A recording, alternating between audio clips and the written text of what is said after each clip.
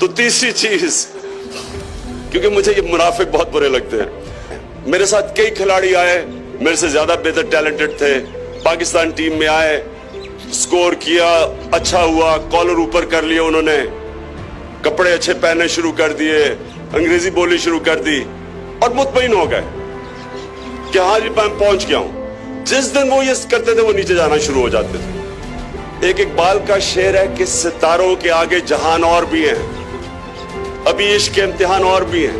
مطلب کہ آپ کے جنون، آپ جب ایک گول اچیو کرتے ہیں اگلے گول کی تیاری کریں۔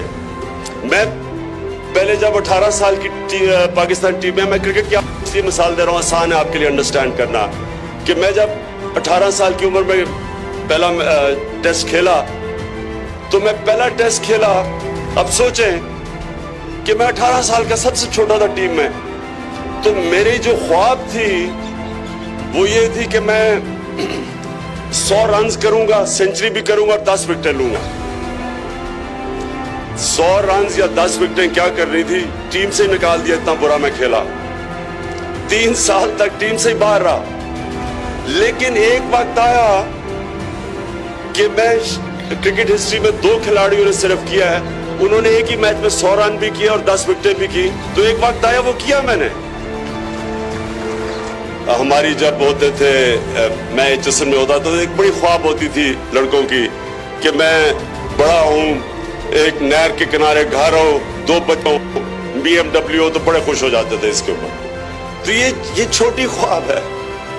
یاد رکھیں جو انسان اس دنیا میں آتا ہے اور صرف اپنا سوچتا ہے، کھاتا پیتا ہے، بچے پیدا کر کے مر جاتا ہے، وہ تو جانور بھی کرتے ہیں، جانور بھی بچے پیدا کر کے کھا پی کے چلے جاتے ہیں۔ تو بڑا انسان تو وہ ہوتا ہے جو انسان کی ویژن ریئلائز کر لیتا ہے۔ اللہ قرآن میں کہتا ہے میں نے تمہیں کسی مقصد کے لیے پیدا کیا۔ اب میں کرکٹ جب چھوڑی تو مجھے کوئی زندگی میں کوئی کام کرنے کی ضرورت نہیں تھی، صرف اور صرف میں ٹی وی پہ بیٹھ کے کرکٹ کے اوپر تبصرہ کرتا اور مجھے آرام سے باقی لوگوں سے بڑی عیاشی کی زندگی گزار سکتا تھا، کچھ نہیں کرنے کی ضرورت تھی۔ یہ بھی پچھلے جب سے میں نے کرکٹ چھوڑی ہے کئی دفعہ میرے پیسے ختم ہونے لگے تھے، تو جب پیسے ختم ہوتے تھے کرکٹ کے لیے کوئی باتیں کرتا تھا، 3-4 سال کے لیے ایک دو مہینے میں پیسے کما لیتا تھا۔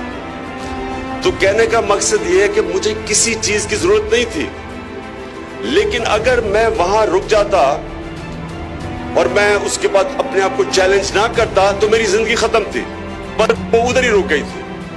تو اگر یہ جو چیلنج کرتے ہیں، ہر کرکٹ آپ کو تیاری کرتا ہے اگلے چیلنج کے لیے، پھر اگلا چیلنج اگلے چیلنج کے لیے۔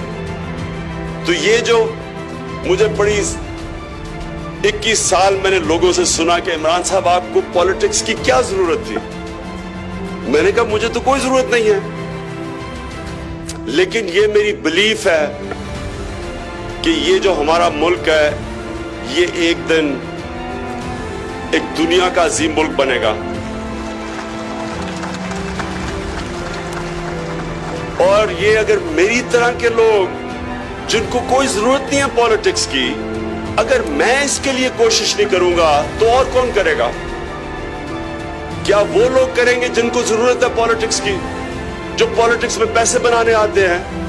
تو اگر میں ان کی تنقید کر رہا ہوں تو میں کیا کر رہا ہوں؟ کیا یہ تو بڑا سب سے آسان چیز ہے، ہر روز گھر میں بیٹھ کے شام کو دوست بیٹھو، وہ بھی برا ہے، وہ آصف زرداری ایسا ہے، نواز شریف وہ تو خیر اب چلا گیا ہے، ویسے اس کو ابھی تک یہ نہیں پتا کہ اس کو کیوں نکالا ہے۔ تو یہ سب سے آسان چیز ہوتی ہے، گھر میں بیٹھ کے اچھا جی وہ بھی برا یہ بھی برا، تو یہ تو بڑا آسان ہے۔ اگر اللہ نے آپ کو اس پوزیشن میں رکھا ہے کہ آپ کچھ اپنے معاشرے کو بدل سکتے ہیں، تو یہ کتنا بڑا گناہ ہے کہ آپ کچھ نہیں کرتے۔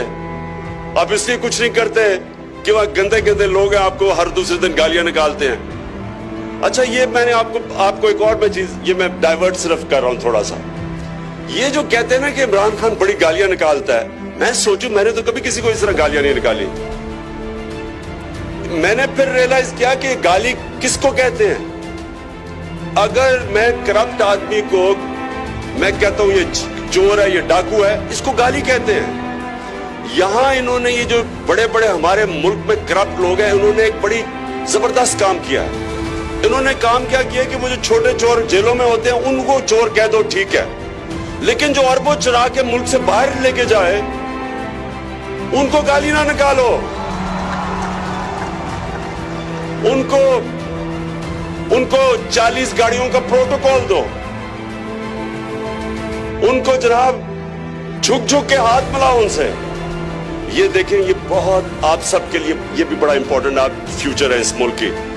دیکھیں, جو ملک جب تباہ ہوتا ہے تو وہ معاشی طور پہ بعد میں تباہ ہوتا ہے, پہلے اخلاقی طور پہ تباہ ہوتا ہے. مورل کولیپس پہلے آتا ہے, پھر آتا ہے اکنامک کولیپس. جو مہذب معاشرہ ہوتا ہے اس کے اندر اچھے اور برے کی تمیز ہوتی ہے. مولانا رومی نے اس لیے کہا تھا کہ قوم تب مرتی ہے جب اچھے اور برے کی تمیز ختم کر دیتی ہے. جب یہ بڑے بڑے ڈاکوؤں کو اب 40 گاڑی کا پروٹوکول دیتے ہیں اور وہ جی ٹی روڈ پہ پھرے اور کہے مجھے کیوں نکالا,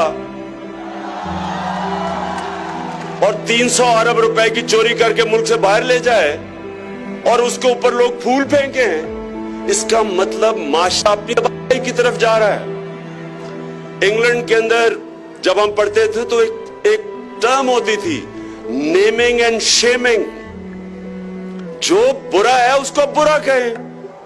آپ یہ کیا کر رہے ہیں کہ بہت بڑا ڈاکو ہے عمران صاحب, آپ ان سے تمیز سے بات کریں. تو آپ کے گھر میں مجھے بتائیں کوئی چوری کرے, آپ کی ساری چیزیں چوری کرے, آپ اس کو تمیز سے بٹھائیں گے, آپ اس کو اچھے کھانے کھلائیں گے, پھول پھینکیں گے اس کے اوپر, آپ اس کو اب کیا, یعنی پھر سے تصور کریں جو آپ کے گھر میں چوری کرتا ہے آپ کا کیا برتاؤ ہوگا اس سے. تو جو ملک کے 300 ارب روپے چوری کر کے باہر لے جاتا ہے اس کو 40 گاڑی کا پروٹوکول دے دیتے ہیں. آپ کیا سگنل دے رہے ہیں معاشرے میں کہ اگر چوری کرنی ہے تو چھوٹی چوری نہ کرو, بڑا ڈاکہ مارو. یہ آپ میسج دے رہے ہیں. قرآن کی آیت ہے کہ جو لوگ ایمان لے آئیں اللہ ان کے خوف دور کر دیتا ہے. کیونکہ جو 3 سب سے بڑے خوف ہیں, رسک, نوکری سے نہ نکال دو. یہ لوگ اپنی نوکری کو ریٹین کرنے کے لیے بڑی بڑی اپنے ضمیر کی کمپرومائزز کرتے ہیں جو ایک انسان کے پوٹینشل کو تباہ کرتا ہے. لیکن اللہ نے قرآن میں کہا کہ رزق میرے ہاتھ میں. یہ آپ کا بلیف اگر ہو, آپ کبھی اپنے ضمیر کا سودا نہ کریں. دوسری چیز, لوگ ڈرتے ہیں جی کہ میں ذلیل ہو جاؤں گا, میں ذلیل ہو جاؤں گا. جی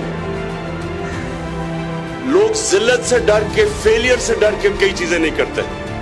جو فیلئر سے ڈرتا ہے وہ کامیابی اسے پتہ ہی نہیں. آپ سکسیڈ کر ہی نہیں سکتے اگر آپ فیلئر سے ڈرتے ہیں, کیونکہ آپ ایکسپیریمنٹ ہی نہیں کریں گے.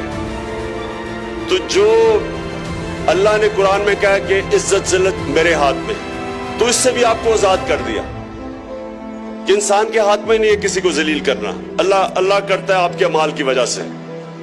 اگر یہ عزت اور ذلت پیسے لے کے دے دی جاتی تو نواز شریف اور شکیل الرحمان جیسے لوگوں نے مجھے بڑی دیر کا ذلیل کر دینا تھا, کیونکہ یہ تو پورے پیسے کے اوپر اگر کوئی کسی کو ذلیل کرنا ہوتا تو اب تک ہم ہو چکے ہوتے. اور اگر پیسے دے کے عزت ملی ہوتی تو یہ سارے چور بڑے بڑے معتبر ہوتے. سب سے ویسے جو معتبر شکل سے سب سے معتبر جھوٹ بولتا ہے وہ ہے نون لیگ کا احسن اقبال. میں نے کبھی کسی کو ایسے جھوٹ نہیں بولتے دیکھا. اچھا, یہ میں ویسے سائیڈ ٹریک ہو گیا ہوں, یہ میں ویسے میرے دل میں آ گیا تھا.